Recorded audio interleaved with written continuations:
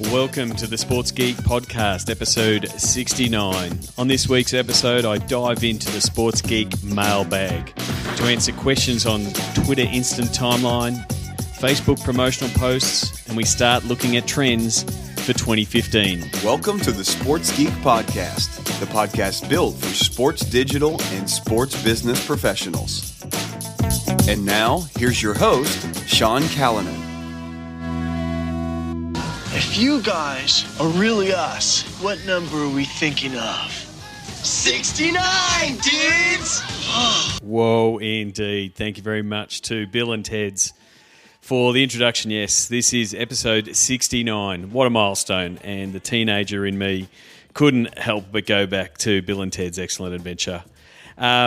My name is Sean Callanan from Sports Geek, and you're listening to the Sports Geek Podcast. Thank you for coming back. Thank you for downloading, and thank you for hitting play on that download.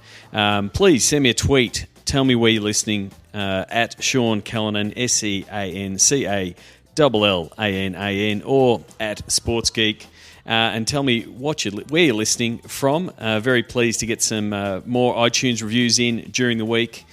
Ben, all the way from Germany, and also Ben, all the way from South Yarra. Thank you very much for those iTunes reviews during the week. Getting very close to my goal of getting 100 iTunes reviews by the end of 2015 for both Sports Geek Podcast and the Biggest Blokes and Business Podcast. So, yeah, please send me a tweet. Tell me what you're doing, what you're up to, and if you could leave a review on iTunes, very much appreciate it. This week, haven't got any guests this week. Got a couple coming up in the next couple of weeks. Some big ones. I can't tell you about them until we get clearance to push it out the door. But yeah, I'm sure you'll be very pleased with the guests coming up in the next couple of weeks. But this week, what I've done is gone into my Twitter inbox or my Twitter stream and taken some of the questions that I've been posted on Twitter, as well as some that I've got via email. You can always send me a question, Sean at sportsgeekhq.com. And also, I'll put a link in the show notes. If you do want to have a chat with me, I'm offering a 15-minute phone call if you're okay with me recording it for the podcast. So if you've got a problem or something you're trying to solve in your team or your business around the world of sports and sports marketing, the link for that will be in the show notes for this episode. But without further ado, I will dive into the questions. The first came from Simon, all the way from New Zealand. He emailed me after Twitter recently with their Analyst Day. Put out a bunch of changes that they've got coming up, and they're really focusing on the onboarding process for new tweeps, new people on Twitter, and for mine, it's taken a real long time for Twitter to address this problem. And one of the reasons I say it takes a long time, it's taken a long time.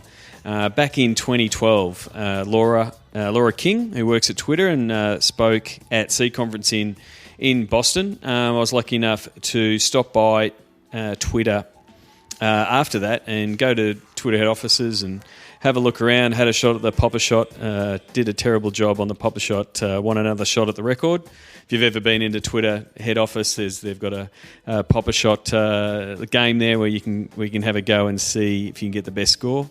My score was not up to scratch. But that aside, one of the things I did notice, and this is back in 2012, to give a bit of context, one thing I did notice, there was a whole bunch of rooms that I was walking past that were really focused on the onboarding experience. And so for the people who aren't super techie and not quite knowing what the onboarding experience is, it's pretty much as it is on an airplane. It's how you get on to the service and how you're welcomed onto the service and how you're trained up to use the service most effectively.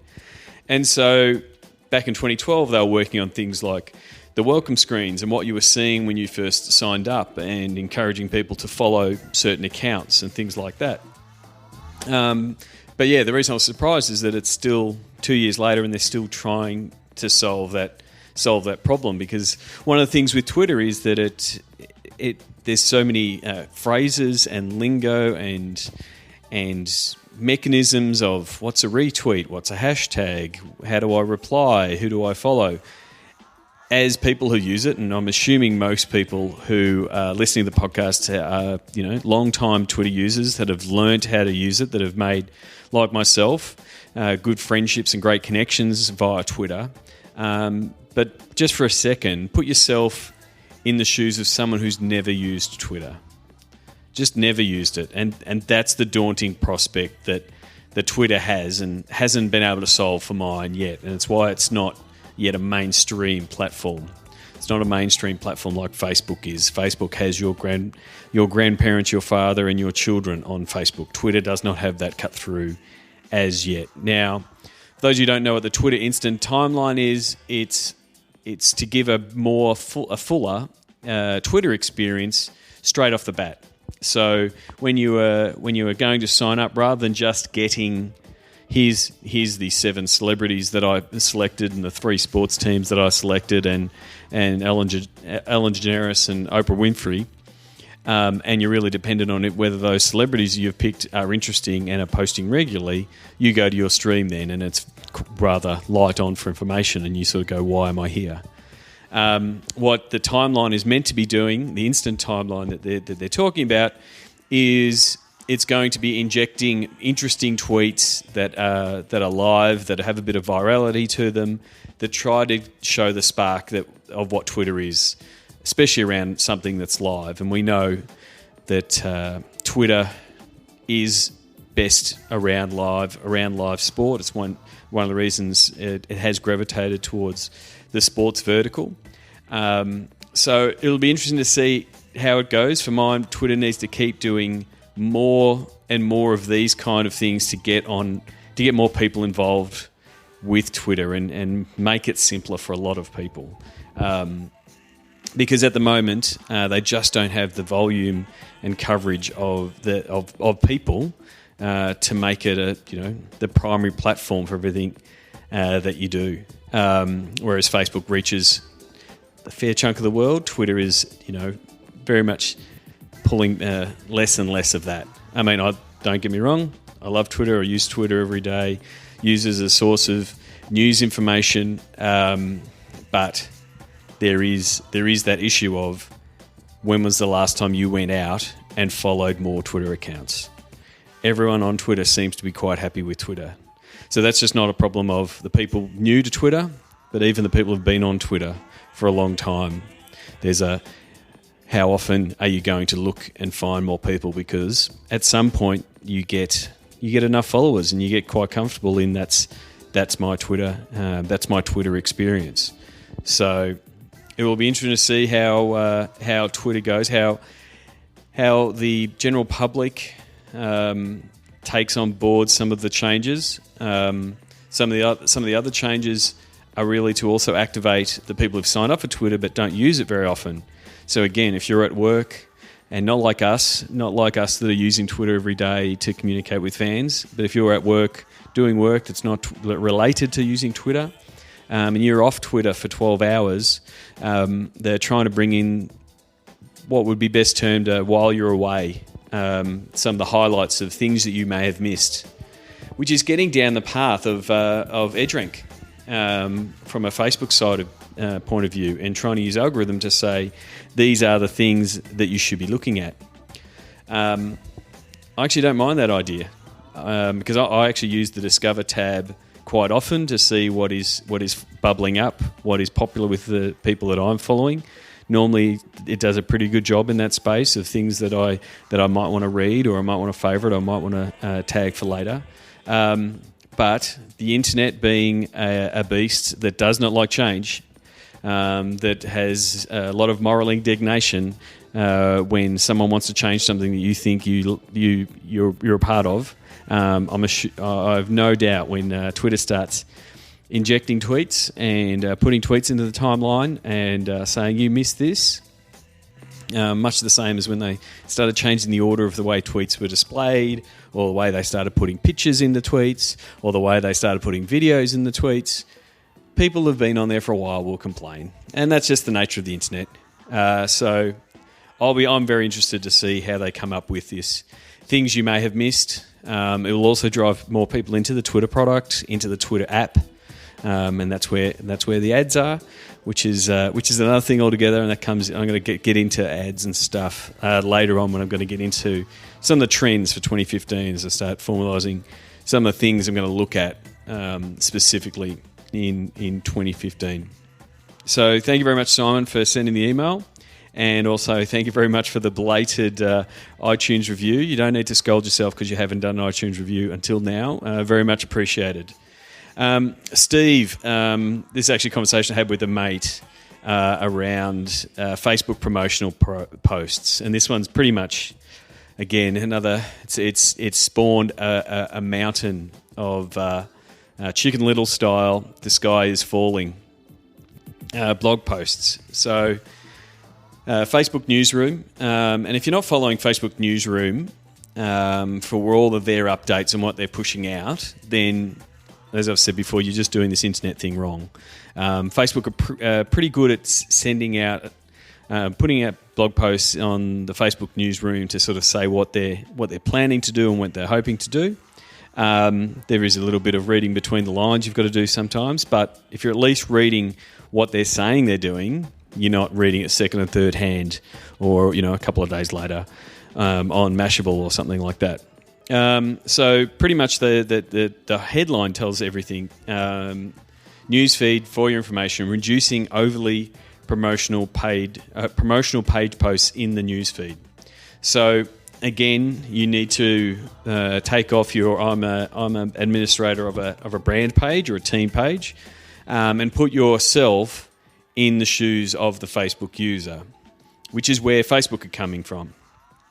Their goal with the newsfeed, and they've said it multiple times, is to make the experience for the user the best it can be.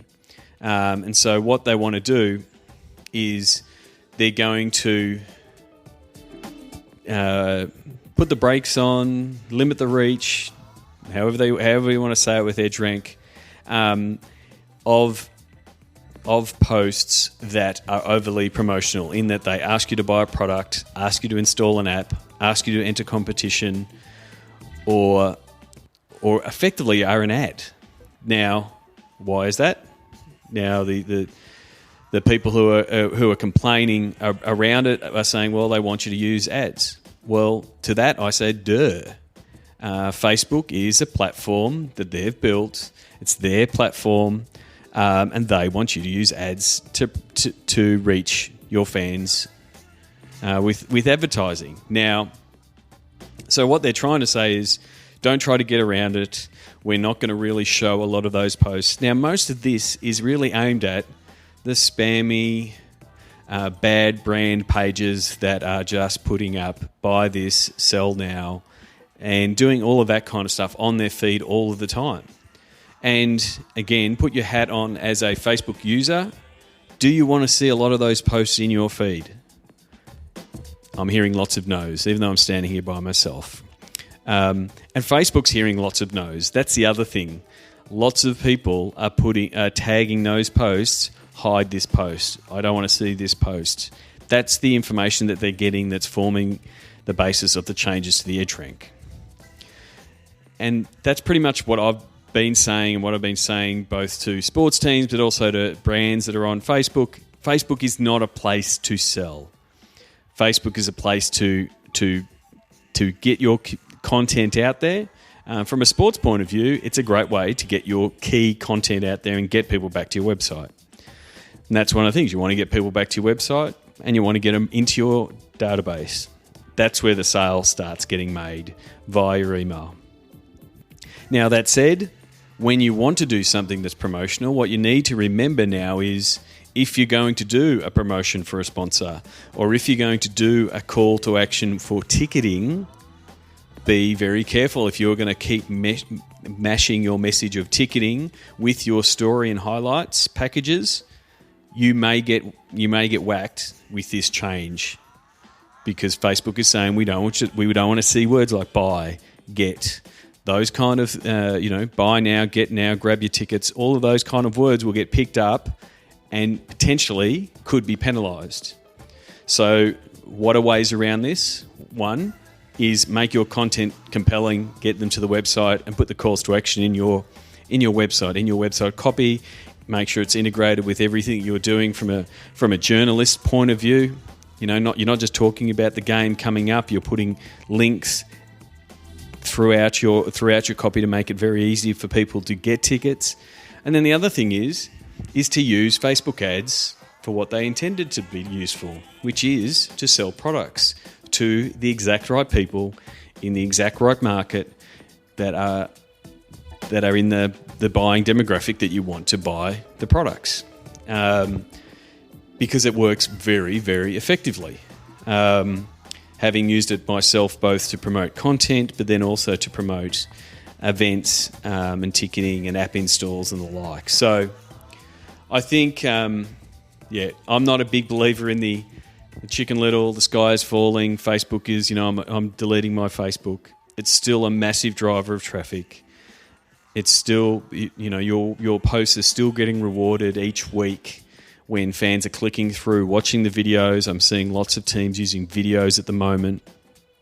Don't forget, if you're uploading those videos, to make sure you have a call to action button at the end and a link at the end of the video. If you're putting up a promotional video or you're putting up a video with some highlights, make sure they can click through to your website to sign up for an email or to read more about the match report or see more of the stats. You want to make sure you're doing that on every time you're putting up a video, and you can put that call through as well. So, that is pretty much my take on the whole Facebook saying they're changing the news feed. They're going to keep doing it. They're going to keep pushing people to use Facebook ads when they want to promote specific things. And for mine, I'm quite happy with that. There are a lot of bad Facebook marketers out there that are using the boost button, poorly targeting their ads, wasting ad budgets by just spraying their ads to everyone and anyone. To those people, they are just lining Mark Zuckerberg's pockets and doing it lazily. To people who understand how to target, as I said, I spoke about it with Finn Bradshaw, hearing that stat of 22%. There's people in the States now that are sending out direct mail pieces and doing Facebook ads to those people as well to say, don't forget, check your mailbox, there's a new piece of mail from us, or check your email, you've got a new offer from us. So it doesn't have to be direct sales. It can be stuff around brand recognition and telling that there's an offer coming up, but using that small budgets. It doesn't have to be thousands and thousands of dollars. You just want to use it to target the exact people you want. And that's the thing. The targeting options it gives you are phenomenal.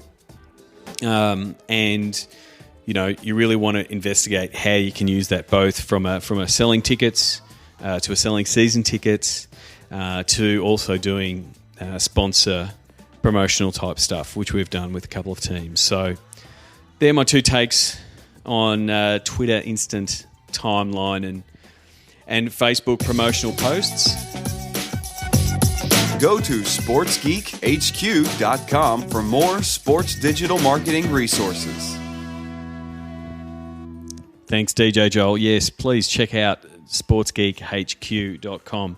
Just recently updated the front page with a bit of a new theme, and also thank you to Mick Russell, video editor extraordinaire, mickrussell.com, for cleaning up and putting together my opening from the Seed Conference in Miami. So there's the opening, monologue for my keynote around digital campaigns around the world.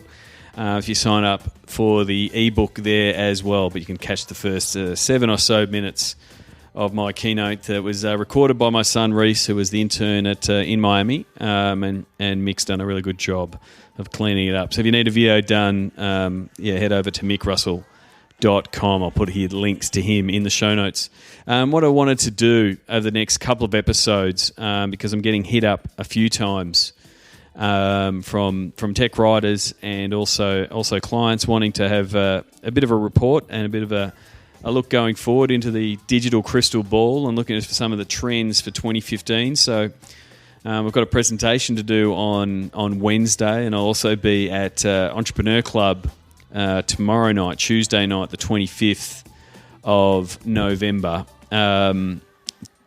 with Don McKenna talking about Sports Geek, and I'll be touching on some of the trends there. So I'm gonna talk a little bit about some of the trends that I think are going to be big in 2015, and then are sort of forming part of these presentations. And I guess the first one goes back to those two questions that I had from Steve and Simon around Facebook and Twitter, and starting to touch on to the advertising side of the business. And I guess over the last couple of years, you would have seen the chart of paid, owned, and earned media,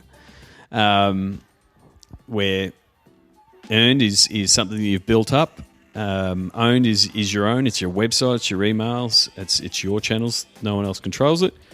And then paid is advertising, whether it be above the line or in a digital space. And I think that last point around both Facebook Edge Rank, and the fact that it is being quite restrictive and really tightening up on how much reach Facebook posts get. But it's not restricted to Facebook, because not every tweet reaches every single one of your followers.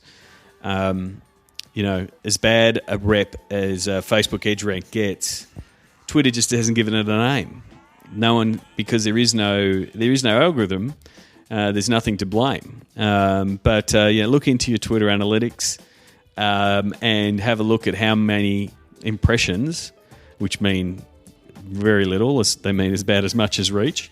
How many impressions your tweets are getting. I know I can get retweets, and I actually saw the stats. Retweets from Mark Cuban with his millions of followers, or even just a retweet last week from social media influencer Dave Kirpin from Likeable Media, and to only get 1,000 or so impressions from someone with 50,000 followers sort of shows you that you're not going to reach everything. So the whole earned space is growing smaller by the day. So really for me, and again going back to the conversation around advertising, it's really now paid and owned. Earned is becoming smaller and smaller. It's not something you can steadily rely on. You've always got to be tacking and following every single tweak. That's why we're seeing everybody start putting Facebook videos on their Facebook feed, because they're getting preference in the Edge Rank and getting pushed out there more often. So for mine, it's going to be paid over earned, and so it will be, as well as using potentially advertising to get your promotional messages out there around ticketing and merchandise, and especially which probably gets to another trend later, which is social commerce, and I'll save that for another episode. But I think there will be more and more teams starting to look at promoting their content, at least their key pieces of content, especially if those key pieces of content do come with some sponsorship activation, and you want to be able to get some committed reach and some committed click-throughs and things like that on those particular posts. I think there will be some teams starting looking at that to make sure they're hitting their numbers. So one of the trends is don't bank on earned. It'll be a shrinking category, and paid will be something that more and more teams will be looking to do. One more thing before I finish up this episode, because I want your opinion. I've been approached recently by a book publisher around writing a book. Funnily enough, that's what book publishers do. And they've effectively pitched a book to me to say, can you write this book? Can you give us a bit of the insight into the behind the scenes of the sports business, the way it's been pitched, and sort of the idea of the book is Freakonomics meets sports business. Some of the questions you you don't know about the sports business you would like to know. And I'm currently tossing up whether that is a book. That one, I want to put in the time and effort to pull together around doing the research for it, and I guess seeing where that book ends up. It's currently being framed, I guess, is probably the best way to do it. I've gone through the book proposal stages of defining a market, and its market primarily is business types that are interested in sport, that are interested in the business of sport. Some of the behind the scenes dealings around how stadiums get Wi-Fi and infrastructure put into the machinations of player agents and the dealings that goes on between players and agents and teams. Those kind of things. That's sort of what is being pitched to me at the minute. So it's not strictly a Sports Geek guide to the world of sports digital media. Not as narrow a niche as that. They want something a little bit wider. So really, I'm asking for your feedback. One, is that a book you would be interested in reading?